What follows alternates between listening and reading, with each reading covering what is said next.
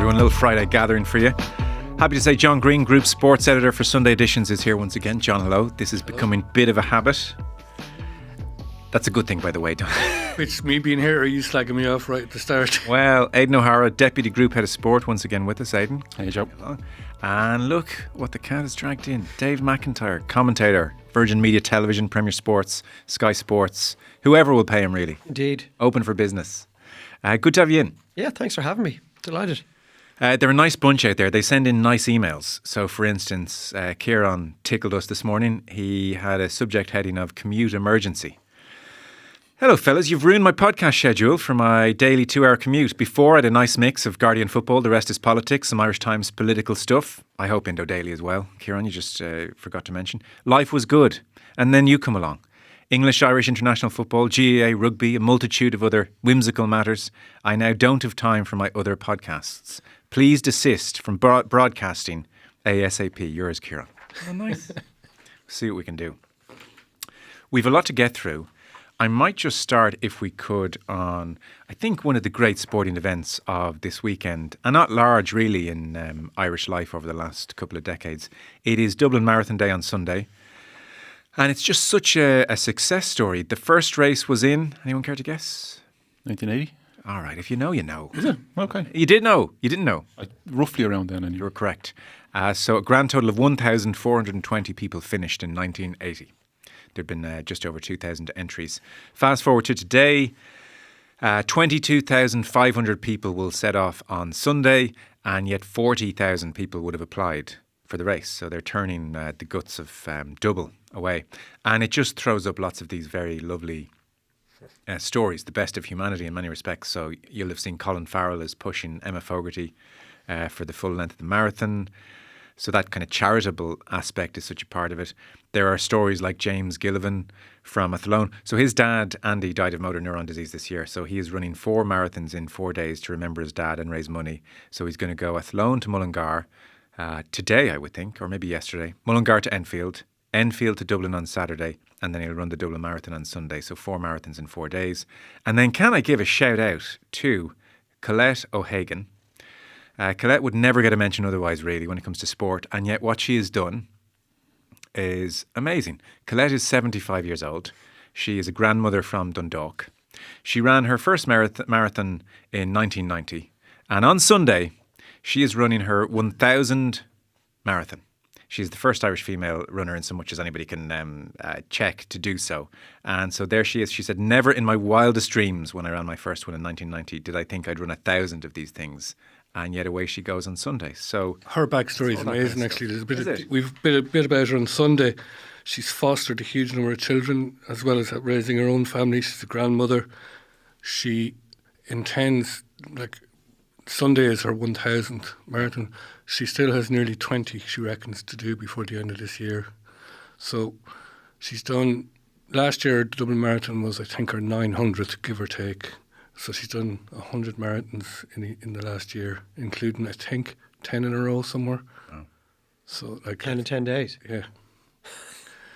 At 75 years of age. It's astonishing. Foster care is one of the great things anybody does. I mean, adoption, I guess there's an obvious upside in that, you know, it's such a gift for your family. But to foster and fall in love with a child and hand child back when the time is right, I can't even imagine doing that. She's a line about one day, some good few years ago, getting ready to go for a run, and there was 10 kids in the kitchen. And she said it just filled, she said the kids and the running just filled her life with joy. Might explain her love for running, though. If you've got 10 kids in your kitchen, you might that was her me time, I guess. Yeah, it is. God, amazing. So all these people are doing. There's a guy called, I was looking up just when I knew we were going to be talking about it. There's another guy called Ger Copeland who's going to get the Lord Mayor's medal before the race, and he was in a skiing accident earlier this year. He dissected an artery. He's a runner. He's an established runner and coach. After his accident, he had 3 brain hemorrhages and a stroke. He had to learn to eat again. He had to learn to walk again. This is all just earlier this year, and he's going to run the marathon. And I think he will do it in under 4 hours. Now, I could be wrong about that, but I think that's his target. Yeah. I mean, that's just The downside to all of these stories is that when you hear them, it just makes you realise how utterly useless and irrelevant you are in comparison to what these people are capable of achieving. Your face there when I said she ran 10 marathons in 10 days, like, it's just anyone that does any bit of exercise can immediately compute how incredible that is to do that. At that age. At any age, but at that age. Aidan's run 3. 3, yes. I've run 0. Dave? 0, and I fully intend never to run any marathons as well. John Greene? I was training to do one and I got sick. And I really wanted to do a marathon, and then I got sick, and then it's not something that I want to do now, funnily enough. Yes. It's gone. The itch, I was nearly there. I was about 2 weeks out from, I was a bit more. And then it just, the longing to do it left me. Yes, I've never had a great itch to do it. You've done 3, obviously. Would you recommend it? Yeah, I absolutely would. I think I said here before, like, Sunday is Dublin at its best. You have people consistently supporting. The atmosphere right throughout the race is incredible. I think it depends what stage you're at in terms of when you're spectating, whether you think that looks great. You know, if you're at about 8 miles and you see people coming through and they're waving to you and they're high-fiving and all this kind of stuff, and they're, you know, tapping signs that kids have made and all that, it's great.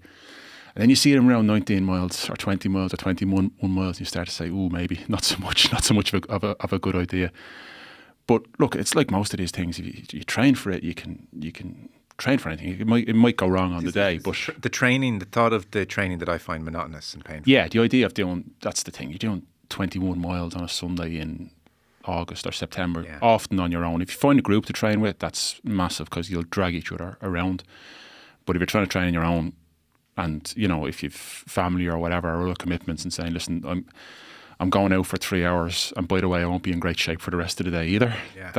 It doesn't. There's a great atmosphere around. I came into the year. I planned to run it, and I couldn't. I came in and followed it around, cycled around, and the atmosphere was just incredible. If anyone's around, it's worth the best of going on. Absolutely, it's the best of people. Is it? Yeah, well, it must be. But I've never actually felt the inclination even to come in and just cheer on randomers. Well, I was training with a group.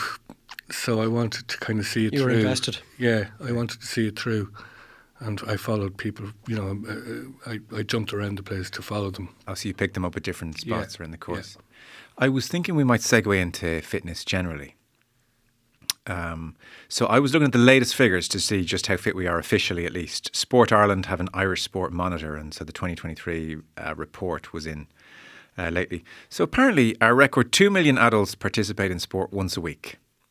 So basically 47% of us participate in sport once a week.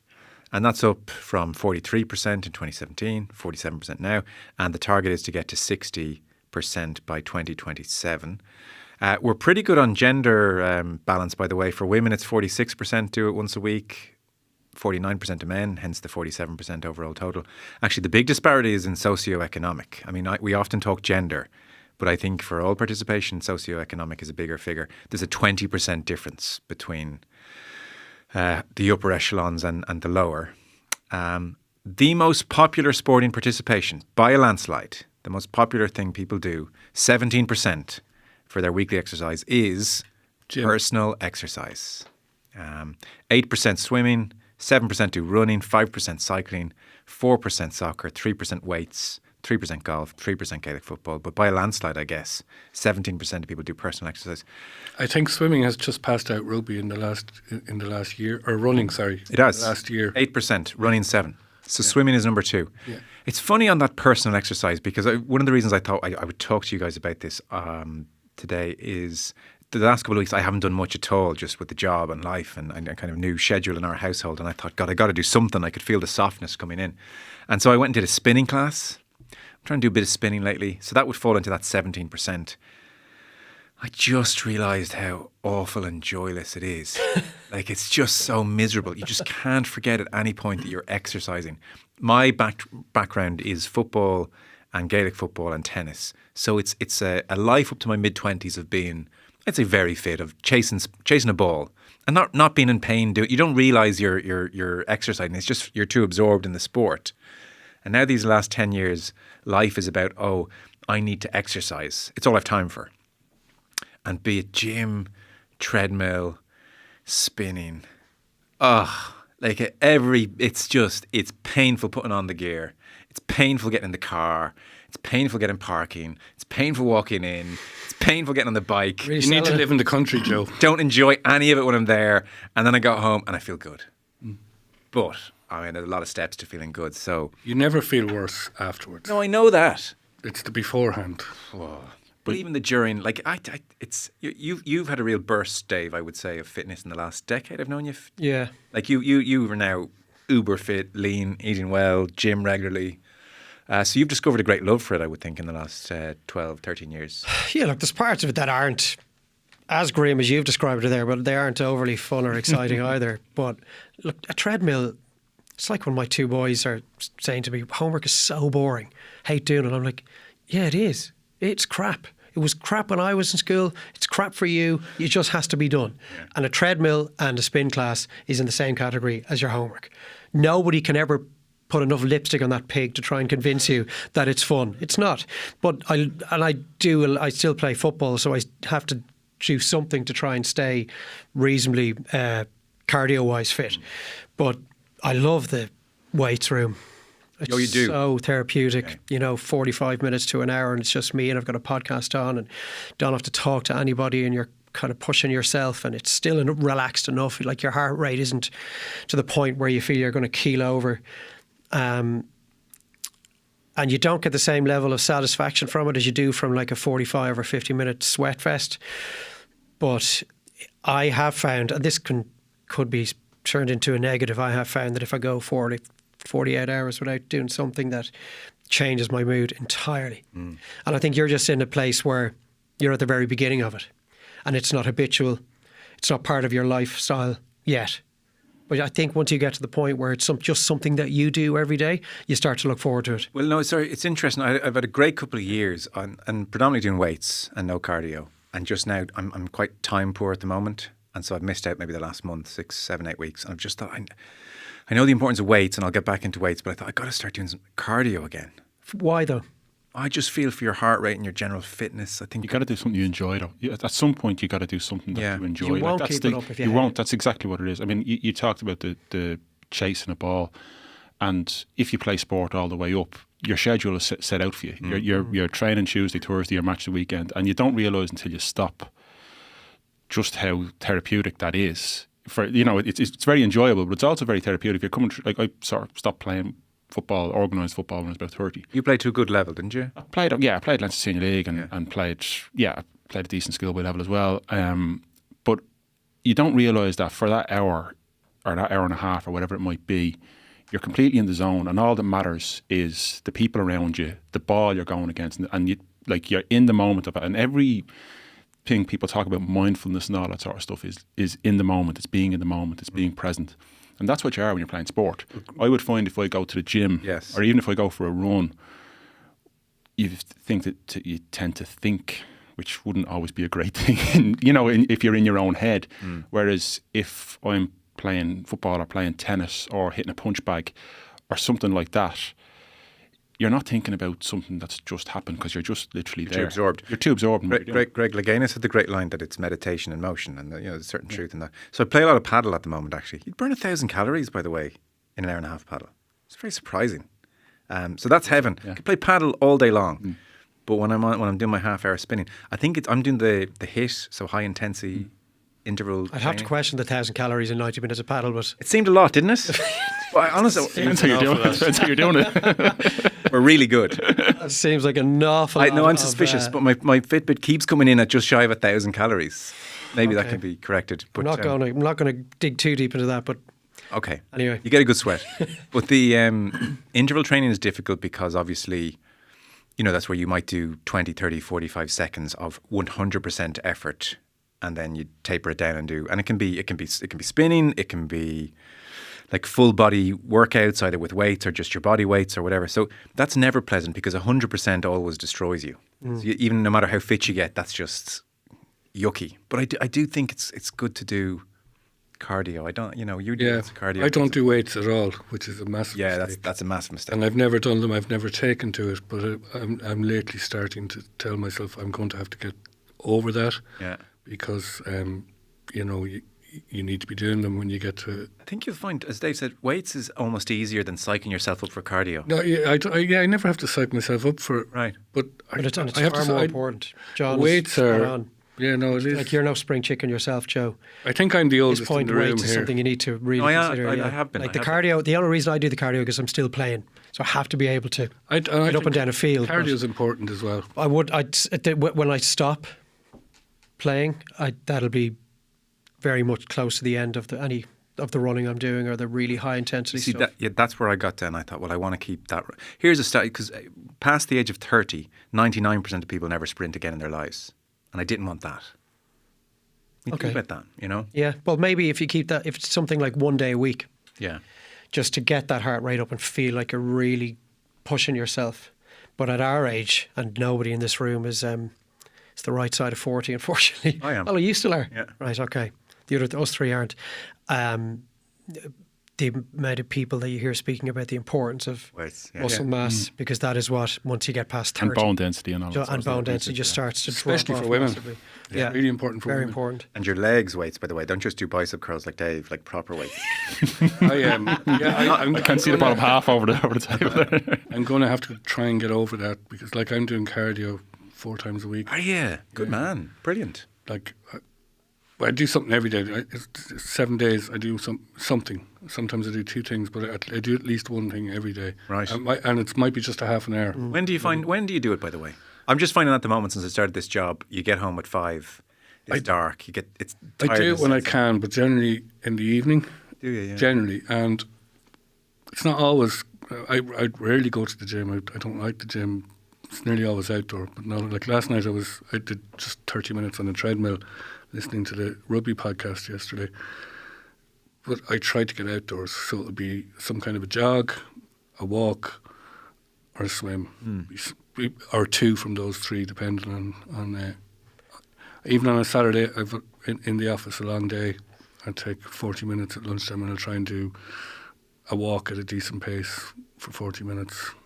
What is everybody's sense? And it's anecdotal, so it's obviously not kind of scientifically reliable information we're about to give. But I'm just curious, an anecdotal sense of general fitness in the country, because that stat reads as not terrible. 47, well, not great either. I would say that's not great. 47% do it once a week. So that means 53% of people are not even exercising at all as adults once a week.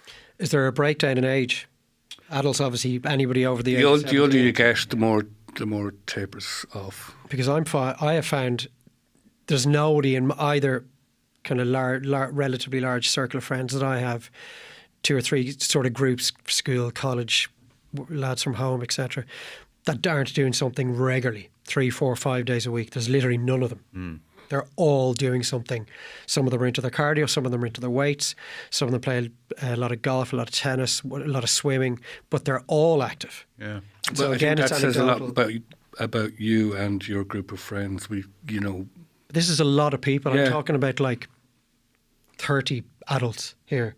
They'd all do something, which I find hugely encouraging. And there's definitely a sense of, there's a little bit of peer pressure. There's a little bit of triggering when you see somebody doing something at this age. Well, why I should be doing something myself. So there's an influence right across the group on people to get up off their ass and do something.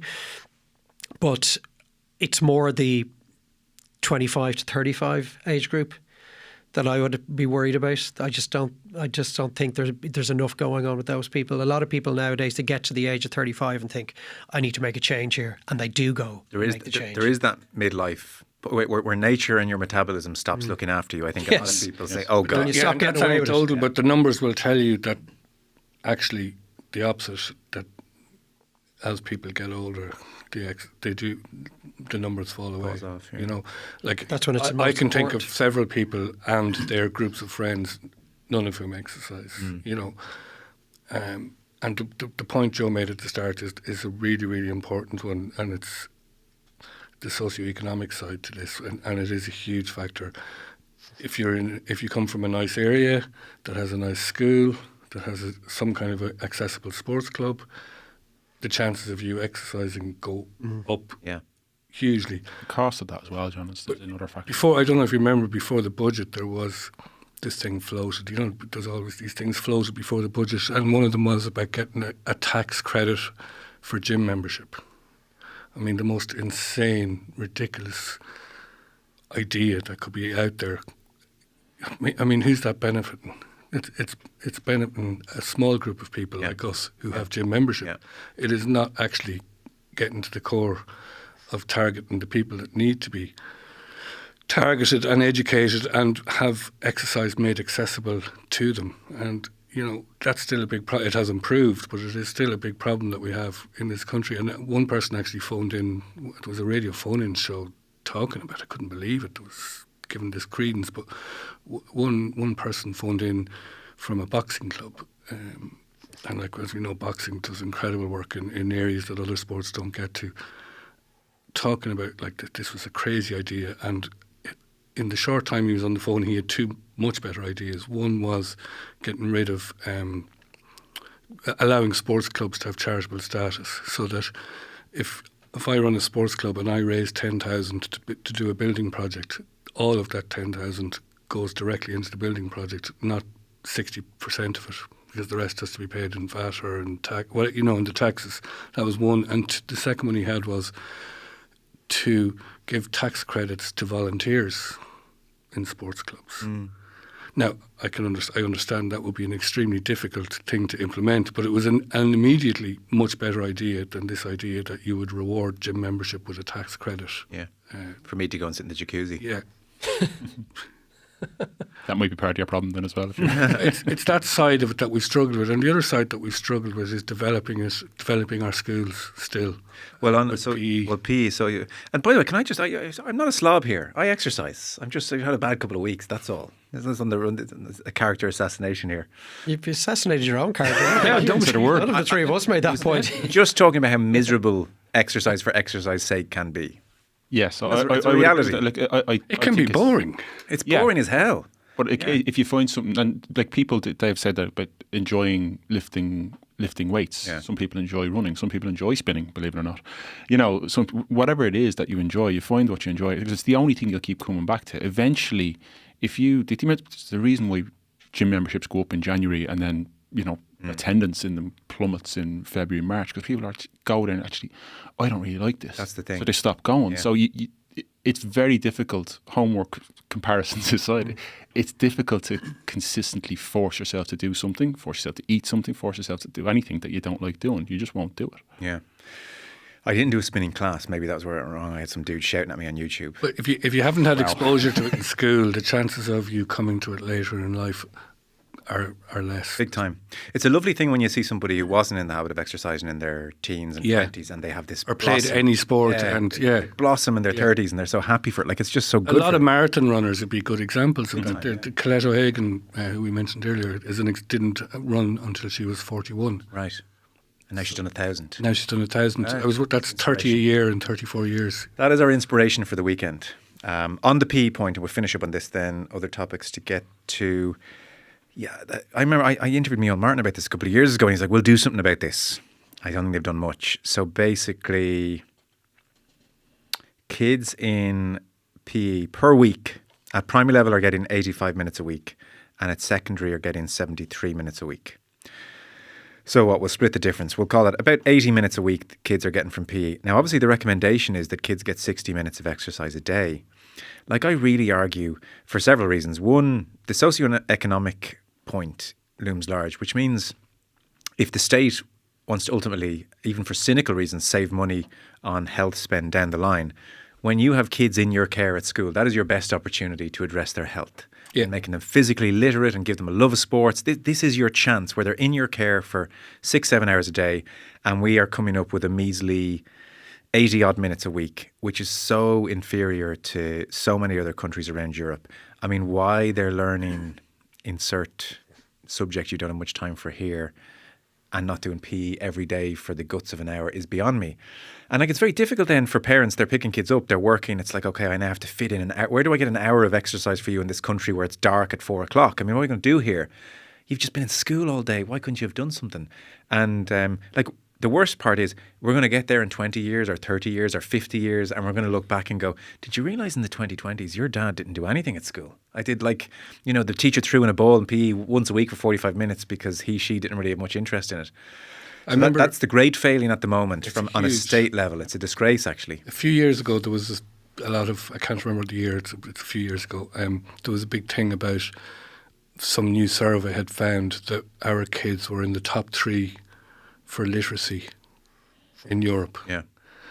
And around the same time, we also discovered, and there was a big thing about how great our education system is, and we love celebrating how great our education system is, despite this one huge failing that it has, which is that we also have among the most obese kids in Europe. And, you know, I think there's a balance to be struck there between, reading and writing and running. The 3 R's we call them. It hasn't improved in since our day. years. Yeah. Left school. Well, facilities are still a major problem for schools. Yeah, but like even the school I was in, there was a proper hall there. There were facilities, but the amount of times I can recall kids just not wanting to participate in PE and that being allowed to slide, and the 1 hour a week that was penciled in on your timetable being scrapped because the hall was being used for something else, or there was an additional class that had to be, whatever the reason was, you could go 2 or 3 weeks with no PE. Oh, really? And to think that this is 25, 30 years on and we have the same problem. Yeah.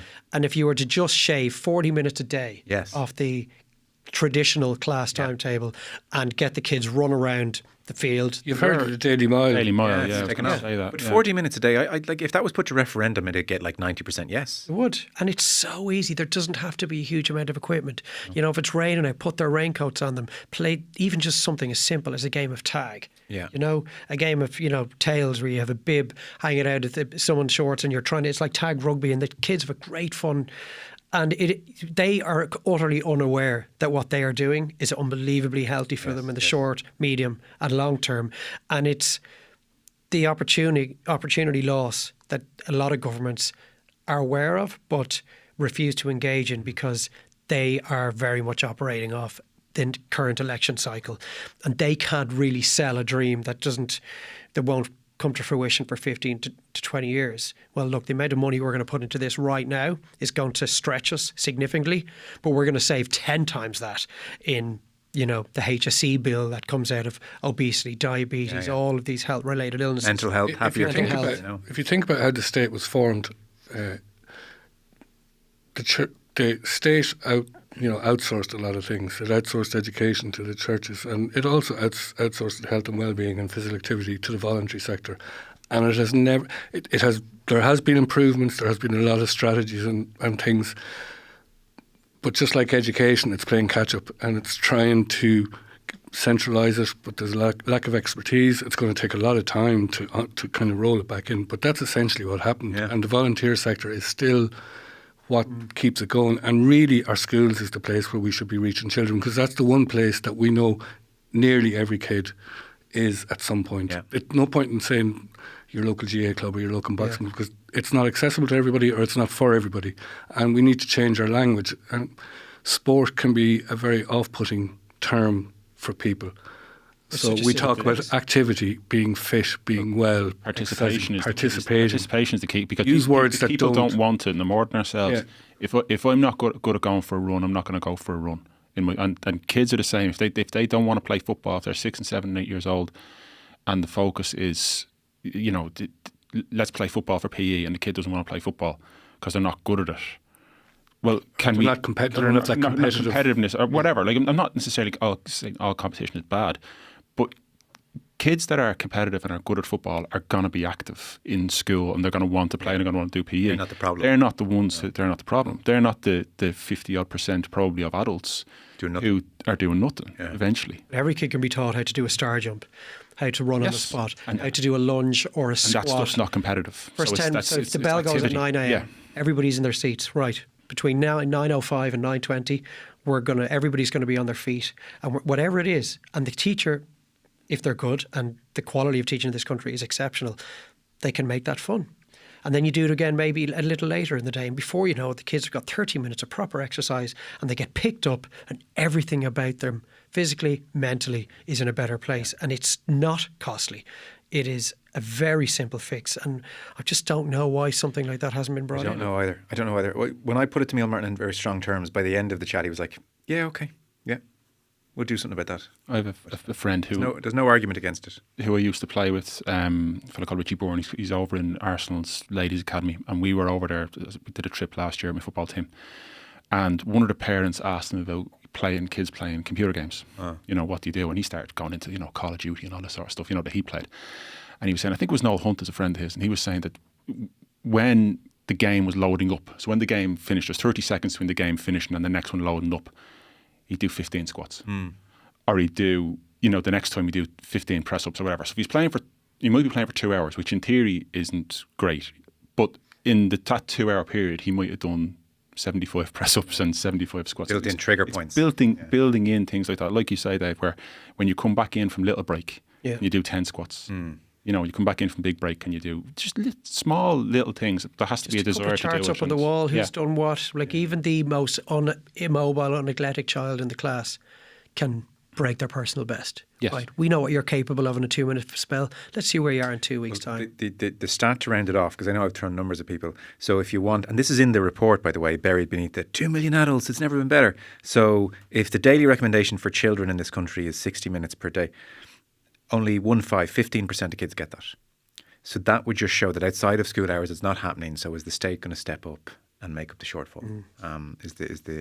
Plus any money you spend on promoting and helping physical activity is money that's saved at the other end of the life cycle in your health budget. I mean that's no brainer.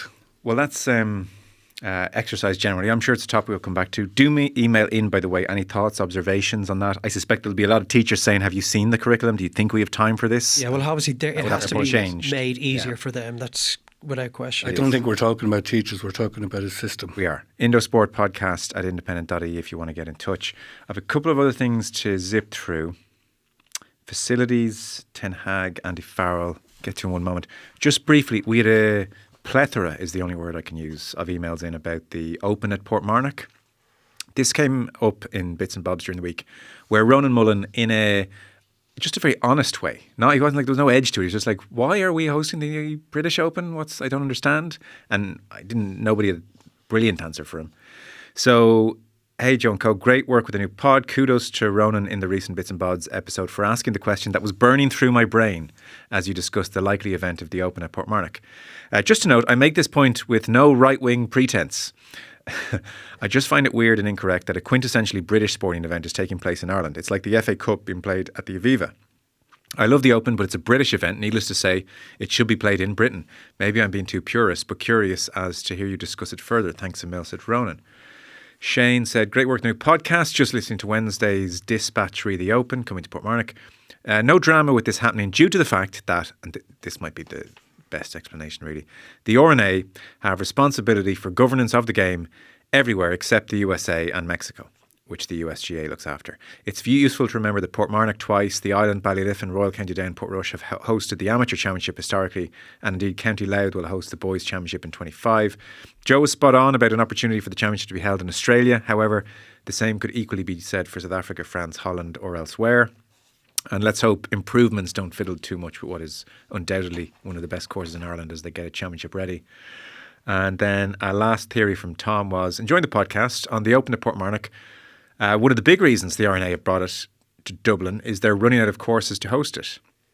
In the last 15 years, they've essentially lost 3 courses. Muirfield for its vote against female membership in 16, Turnberry due to Trump's ownership, and Lytham as it's deemed too short for modern day technology. They are simply running out of high quality links courses that have the difficulty and facilities to host, says Tom. I think that's the key point there, isn't it? The last one, high quality links. God, I'm amazed. It needs to be a true links course, doesn't it? Well, Portmarnock doesn't tick those boxes.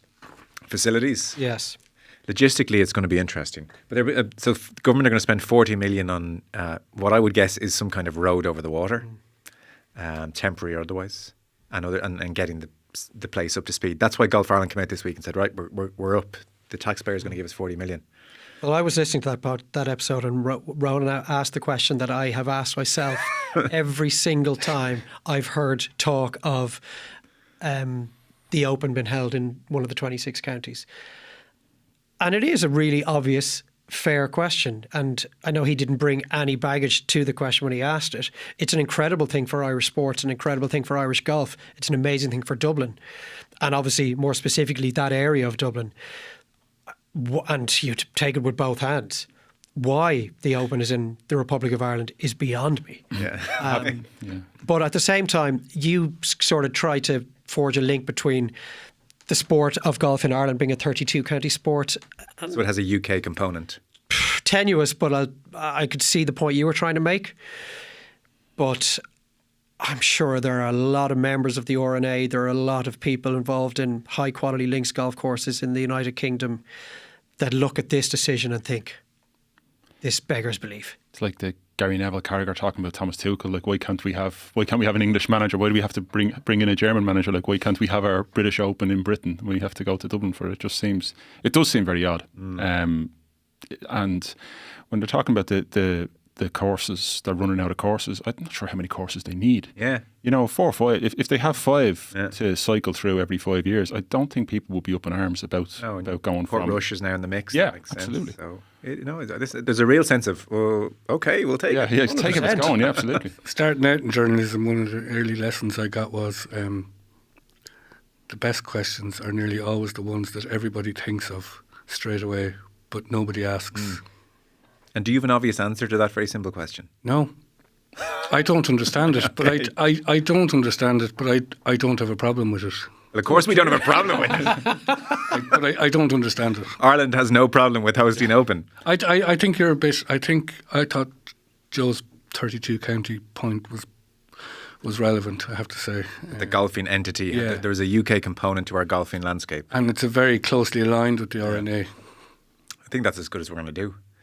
By the way, Dave McIntyre, I would say, for as long as I've known you, have been sat in front of a television on a Sunday evening. Is a fixture in your life to watch golf. The last time I spoke to you about this, I would say 7, 8, 9 months ago, you said, as a consequence of LIV and the PGA Tour being diluted and LIV having no interest, you've gone from avid golf watcher to, in effect, not watching barely any?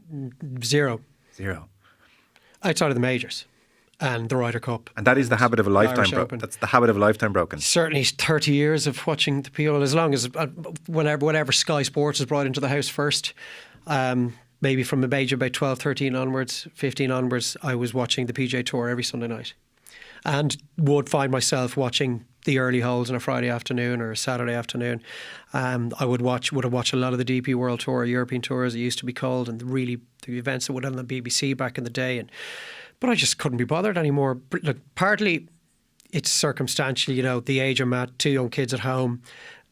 I'm covering about 100 games a year as part of the job, and then there's any number of hours of prep that go into each of those games. So you're surrounded by games and sport all of the time. So when I do sit down to watch sport, I want it to mean something. And nobody convinced me that watching a regular PGA Tour event, even on a Sunday evening, means something. The real pedigree, traditionally great regular tour events, Muirfield Village, Bay Hill, Players' Championship. If you win one of those, so what? Like Rory's first 10 PGA Tour events carry far more weight than his next 10 because he didn't have to beat the world's best to win his next 10. And yeah, he could walk away from Jack's Place or Arnie's Place or walk away from Sawgrass with another championship. But does it compare to the first time he won the Players? Of course it doesn't, because he hasn't had to beat 5 of the world's top 10 golfers to win it. So there's an asterisk beside it.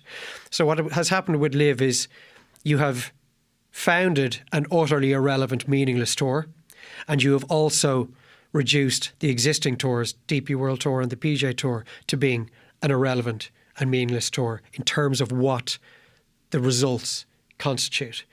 And for that reason, I can't watch it's the Sunday, unless Rory's in contention, I literally will not watch it. But I watched Scotty Scheffler win, the Valero Texas Open and just go, hasn't had to be Ram, hasn't had to be Koepka, didn't have to be DJ, hasn't had to be Cam Smith, hasn't had to be Bryson.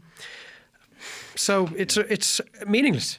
It's become like tennis, where the 4 majors in the year, and I know obviously if you're winning, the whatever outside the tennis Grand Slams, you still have to beat the top guys, but a lot of the time they're not in it either. It might be one of them in it, but so it's become where you tune in 4 times a year, really. And look where ATP Tour and WTP tennis Absolutely. is right now. Yeah. An absolute irrelevance. Unless you're a tennis nut or a gambler, there's absolutely no reason for you to tune in to watch Indian Wells or the sort of tennis events we used to watch as kids when Edberg and Becker and Lendl and these guys were playing. And I was just knowing that this might come up today. I was looking at the NBC, CBS rights package, which was signed for about $700 million in 2020. That will take them through to 2030. Now, I think the current generation of golfers have destroyed the ability of the next generation of golfers to make really good money on the tour, the 2 major tours, because without wishing to profess to know an awful lot about how these rights deals are going to work, what would you imagine the NBC/CBS equivalent are going to be willing to pay in 2030 in comparison to what they must feel now that they were duped into signing in 2020? Because the bottom is going to collapse when it comes to prize money on offer to these golfers, because such a large proportion of it comes from the TV rights deals. And if you are covering Muirfield Village and 5 of the world's top 10 golfers aren't in it, well, you're certainly not going to pay in 2030 what you paid in 2020, and nothing close to it. No, it's fairly ominous for the sport in many ways at the moment. And viewing figures plummeting anyway. I'm not a million miles behind you, actually. I never thought that day would come. Shamrock Rovers last night cruised, isn't that nice to be able to say, to a European win, 4-1 against Lauren, 4 points from 2 games. Stephen Bradley saying, well, let's aim for 10. €400,000 banked for that win. League of Ireland prize money, around the 150 mark. Not close to that. It's 100,000, I think. It's extraordinary, isn't it? The draw they got with Apoel produced more income than winning the league. Yeah. John Greene watched, I know some of that game. Yeah, I saw the first half of it. And then you flicked over to watch Manchester United draw with Fenerbahce. Jose Mourinho sent to the stands. You cited in a brief chat we had this morning Eric Ten Hag's muddled thinking, compared him to Andy Farrell. Yeah, well, so clear-eyed and wonderful. That's what I was, because I was listening to you talking about Andy Farrell, and like it is, there's lots of things about Andy Farrell, but one of the things that has always struck me about him was this incredible ability he has to select the right team. Even when when you were talking about when he dropped Osborne in South Africa, and we're all kind of, it's fine, Andy knows what he's doing. Yeah. Watching Ten Hag last night, and he takes Mazraoui, who's been playing right full all year. Dallo, who's a right full, has been playing left full, so he's playing in his proper position last night of right full. Martin is out to the left, and he puts Mazraoui as his number 10 up front, like as an attacking midfielder. He ran around the place and he's actually looked okay since he signed. He ran around the place like a headless chicken. So then Lindelof gives away that goal, gets hauled off. Martinez goes back in centre half. No, by the way, I'm not saying I'm a football tactician. I'm just somebody who's watching who's watching a game of football. And he puts Martinez back in centre half.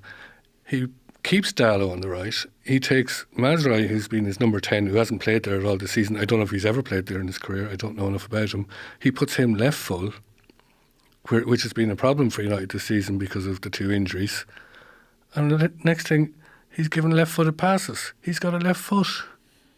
So what's he doing over on the right when you're stuck for a left full and you're putting Dallo, who doesn't have a left foot, on the left? And I'm looking at him going, like, is this not really, you know better than me, Aidan, but is this not really basic stuff about setting your team up? And the one question which we keep asking is, what's the plan? I mean, that was a really, really poor Fenerbahce team last night. It was such a poor standard of football, that the game. Yeah. It really was desperate. And what does Xerxes, I don't see the Xerxes do? thing. Yeah, I don't get the Xerxes. What does he do? Yeah, that's looking I think ominous. that what does he do thing could be asked about most of Manchester United signings for the last few years. And Martinez looks like the latest guy who's really a really good signing, who just is on a downward. Don't worry, we'll suck you down to our level, Martinez. That we'll get. Player of the season? Okay, right, we'll sort that out. I got a text from a friend of mine last night who was a United fan, and it was when it was 1-0 at half time. He said, I mean, this game has to be won. This crowd are bang average. Yeah. And I sent a really reply poor. saying, you do realise that is the same text that Fenerbahce fans are sending all of their mates right now.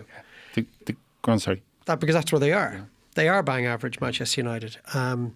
That's the only fine. reason we continue to talk about them is because it's because it's Manchester What's United. the plan? That's fine. Okay, they're average, but what's your plan? Survive to next month, I would think. What are you setting? Well, he's just in a permanent state of putting out the latest fire. Yeah.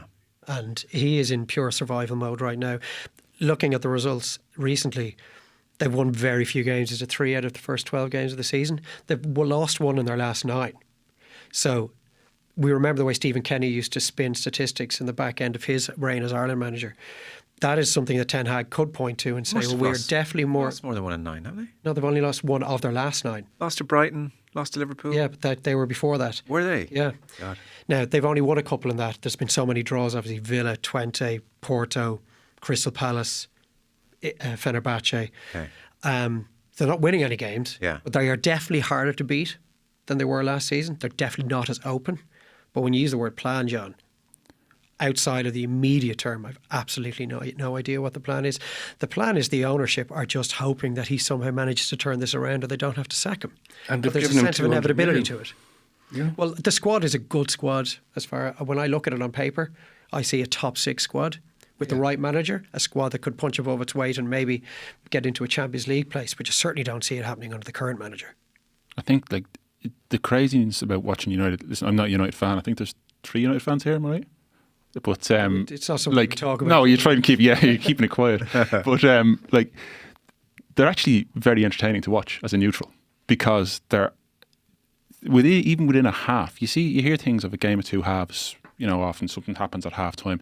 Even within a half, United can look brilliant for 20 minutes, and then suddenly something happens. It's like a boxer takes a punch from an opponent, and they've got no idea what to do. It happened last year in the Liverpool game. It happened a few games where they've no sense of control at all. I think there was a stat there. They've taken the lead. They've been in front 6 times in the last 4 European games. Across the 4 games, they've been in front 6 times. They haven't won any of them. So normally when you're looking at good teams, they go in front and then they start to control things a little bit. There's no control whatsoever about United. The gaps are massive. Massive. All over the place. Like even against Brentford at the weekend, I know you did the game with Gary Breen. I mean, the extent to which Brentford in the first half ran all over Ericsson and Casemiro, it was actually mortifying. Had no legs in midfield whatsoever. Got to grips with it in the second half, but like it's just so average. So average. I don't know when you say they're entertaining to watch. I don't in a kind of a comical way because like that game last night. Box office, there was sorry, not for Man United fans, but for everyone else. For everyone else. Amazing. I'm watching it kind of a bit more detached than I used to be as I get older. And like that was a really poor game of football. No, last night was not entertaining. I thought I would have found it entertaining in the way that you might find in an under 12s game entertaining, where if you've got 2 teams playing at the same level, it can end up being quite entertaining. Taking some kind of perverse pleasure. But even as bad, there was chances, there was mistakes. There's lots of mistakes. This is the thing with United. United are making lots of mistakes. You watch Man City or you watch Arsenal or even you watch Liverpool under Slot. There's very few mistakes. So consequently, it actually doesn't make it that entertaining to watch. Whereas United, there's mistakes all over the place. It's like if you're watching, say, lower level football outside of the top end of the Premier League, if you're watching Championship football or League One or whatever level you watch, as you go down, it can actually be more entertaining because there's more mistakes, there's more chances, there's more goals. It's less scripted. United are certainly, that's one thing United certainly aren't is scripted, and that's, as I said, it's entertaining to watch. It must be very difficult to support them, but it's very entertaining to watch. On Andy Farrell, to round off the Farrell point, obviously you'll be commentating on the November internationals upcoming. It is amazing the extent to which, as John says, people just trust his judgment now implicitly. Like he's almost, choose words carefully, shown up is a bit strong, but he's almost shown up like other selectors, the way he's identified Gibson Park ahead of them. They see Gibson Park every day. Identified Kieran Frawley, skip past Ross Byrne. So like his eye for a player. Mac Hansen, one training session, you're in. Osborne, phenomenal. Nobody predicted that. Calvin Nash. It goes on and does a great job. So there's that aspect. There's like the emotional intelligence. There's bringing Sexton back, no problem. We've just had a captaincy change, no problem. Everything. Lack of ego. Say, wouldn't you? He's kind of like, maybe he's at his peak, who knows? Or maybe he goes on to greater things. But it's a long time now since there's been a manager maybe where everyone's just like, he says jump, how high? And the public at large are like, yeah, look, if Andy says it, I guess it's probably the right thing to do. Yeah, well, his track record allows him to be that guy. Because whenever he makes such a decision, like the one you talked about, John, with Osborne just wearing the 15 jersey and Gibson Park being furthermore in the thoughts of Andy Farrell than he ever was at Leinster at that time. Obviously, he's now maybe second only to DuPont in terms of world nines. But I think Leinster have to follow almost. Yes. Yeah. Comparing Andy Farrell and Eric Ten Hag, yeah, I would take issue with the preface of the conversation. I was contrasting. It was a contrast. I was just saying, like, what you have to show is some of the things you need to show as a coach. Yeah, well, we're talking about one of the truly great coaches in world sport. You think so? Yeah. Yes, I think so. Yeah. Now, much smaller market, much smaller sport in terms of where it's played and the amount of elite level nations and elite level clubs in comparison to soccer. But he is one of the great coaches, and he's got the Lions gig for a reason. He has the Ireland job for as long as he wants it, and he's the direct opposite to Ten Hag and his predecessors at Manchester United, in that you think of the amount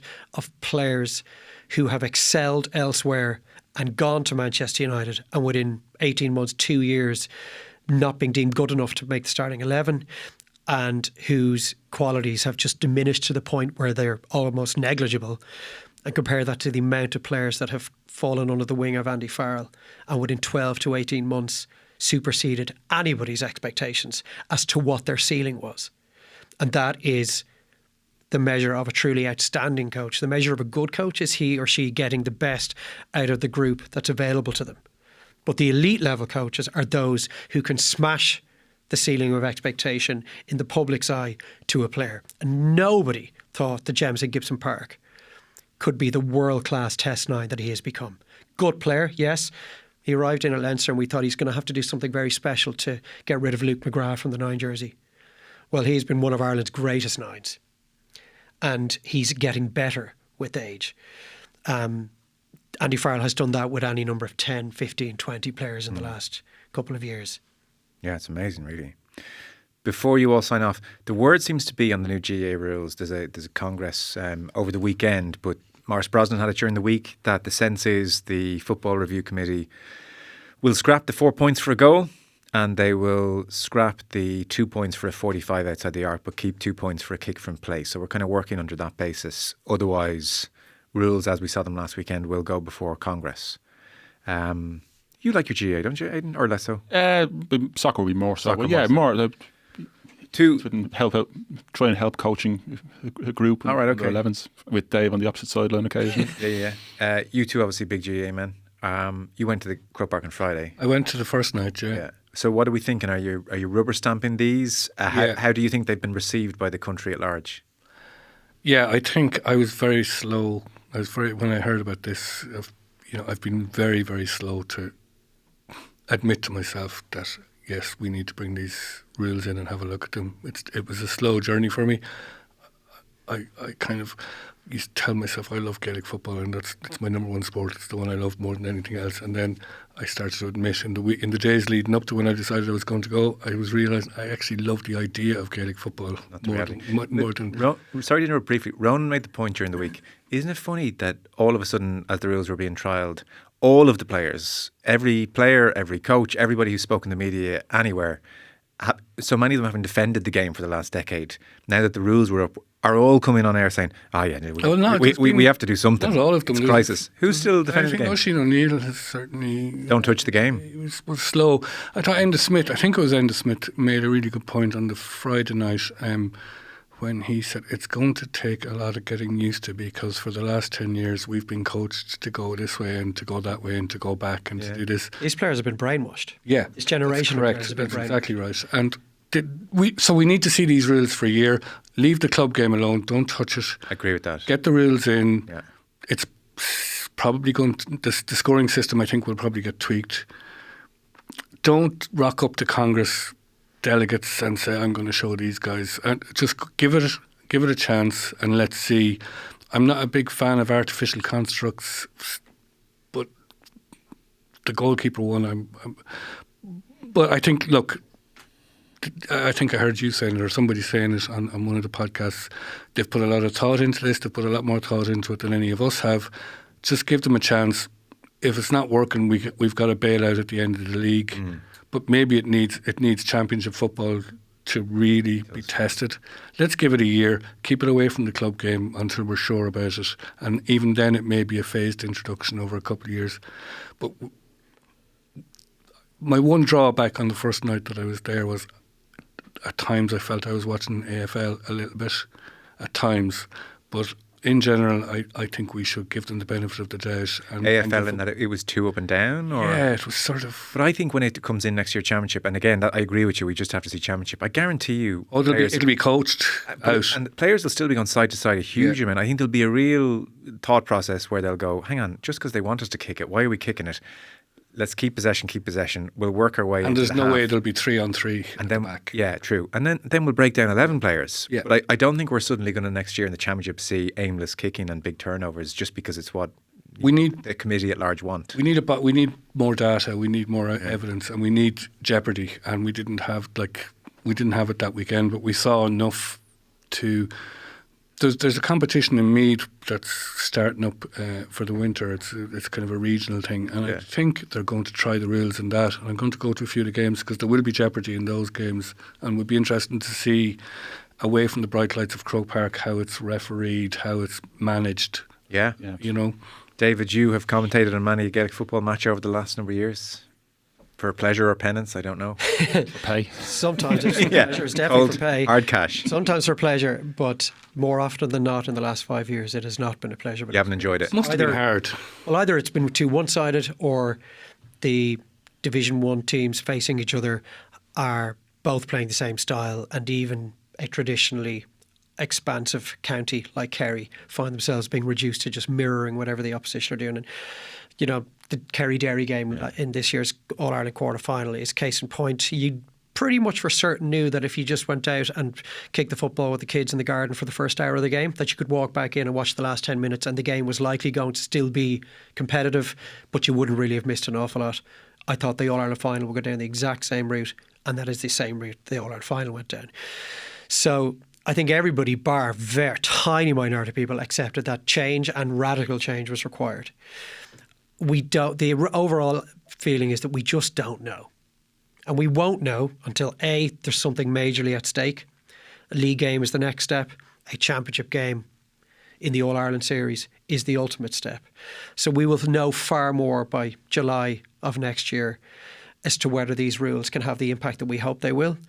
I think the 2-point arc is a really good idea because I think there's going to be 3 or 4 consequences of that. There's no need to have 4 points for a goal because you are going to get far more goal scoring opportunities if you can get enough players into the team that are capable of kicking a score from that area of the field, because automatically defenders are going to have to push out. And there is going to be more opportunities for the old school corner forward to get a ball in front of him as opposed to being marked by somebody and having 2 sweepers in front of him. Hope we're going to see the old school cornerback and fullback art of defending, the Keith Higgins, James O'Donoghue type duels that we would have got routinely in the past. And I take total issue with those who suggest that these dinosaurs are looking to go back to the 1970s and 1980s. The standard football was dreadful in those days. Nobody wants to see the aimless kicking that we would have saw when we would have watched the All-Ireland Gold on TG Cahir back in the day. Teams are too well coached and players are too intelligent for that to happen now. And they're far more skillful now. And far more skillful. More kicking is what we want. Old school corner forwards and corner backs is what we want to see. More fielding is what we want to see. More contests. Having to kick the ball over the arc from the goalkeeper is a good one, albeit it'll be very interesting to see on a very windy day when even the really long kicking goalkeepers can't actually get the ball over the 40 metres. What happens then? Does the rule get suspended for the day or something? If you're playing into a howling gale or something, they probably haven't had to deal with that yet. But all the discussions need to be measured right now, because until we see where we are in July of next year, we don't really know. Aidan, final thoughts on it?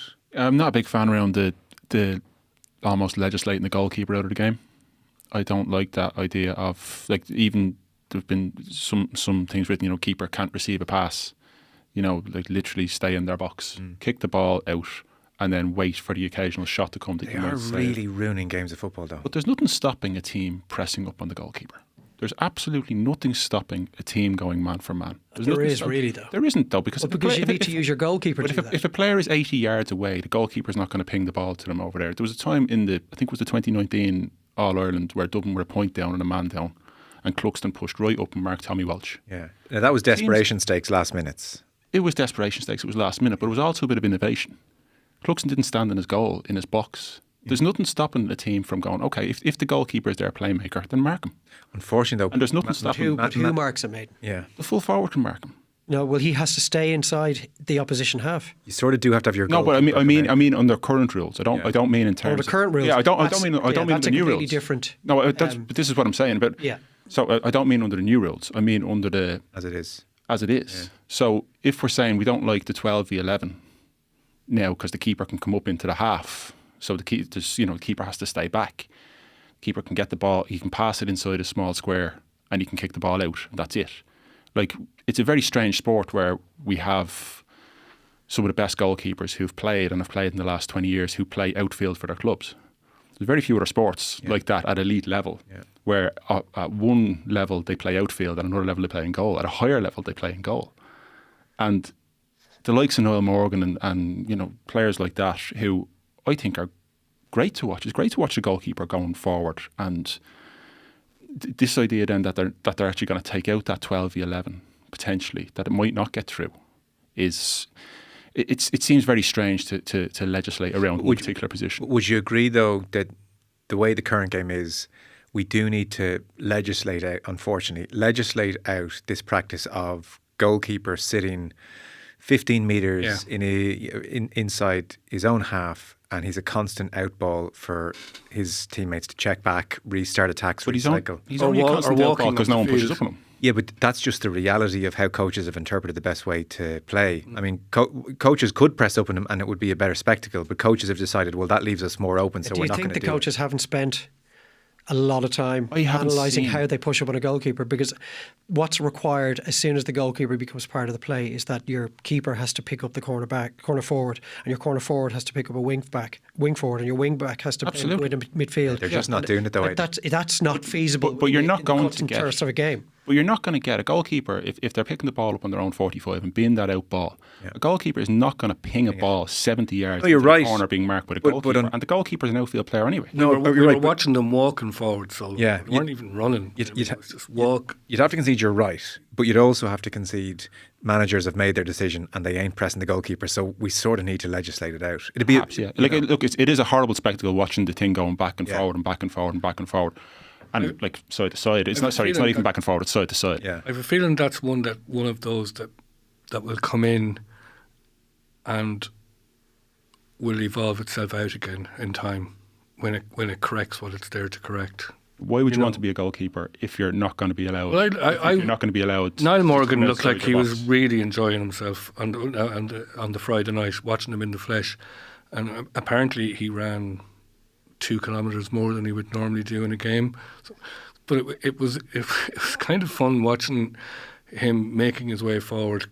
Then he'd cross the halfway line, and then he was active once he crossed the halfway line. It's like he turns green as soon as he crosses the halfway line. But the minute play broke down, like the speed he had to get back at. That's an element of it. So there's a bit of risk in it. Yeah. I saw Louth do it to Meath a couple of years ago in Navan. They pushed everybody up, including the goalkeeper, up to the halfway line, and they broke them down. It's just in a league match. I can't remember the goalkeeper's name for Louth at the time. He was a corner forward who Mickey Hart had asked to play in goal, and he played as a wing back for when Meath were in possession. Really, really worked. I think the number of goalkeepers that are going to do what Niall Morgan does true as well. Will be greatly reduced.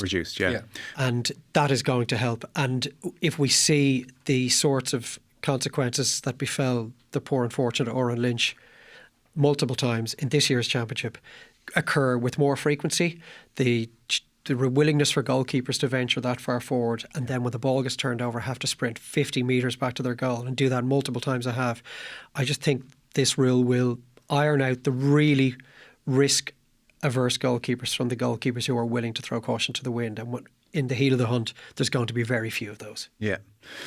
Well, it's going to be interesting. We liked Dara O'Shea's line during the week that we won't know how these rules play out until someone acts the bollocks. And we had an email in from some bollocks actor who said, at the moment, and I'm sure the FRC will sort this out ahead of time, but imagine it had just been sprung on us in an All-Ireland semi-final. He said Tyrone, if they wanted to get around the rules, could have Darren McCurry as their goalkeeper and Niall Morgan wears a number 15 jersey, and that means McCurry can just stay up where he usually stays, and Morgan can touch the ball all over the pitch, including his own half in his number 15 jersey.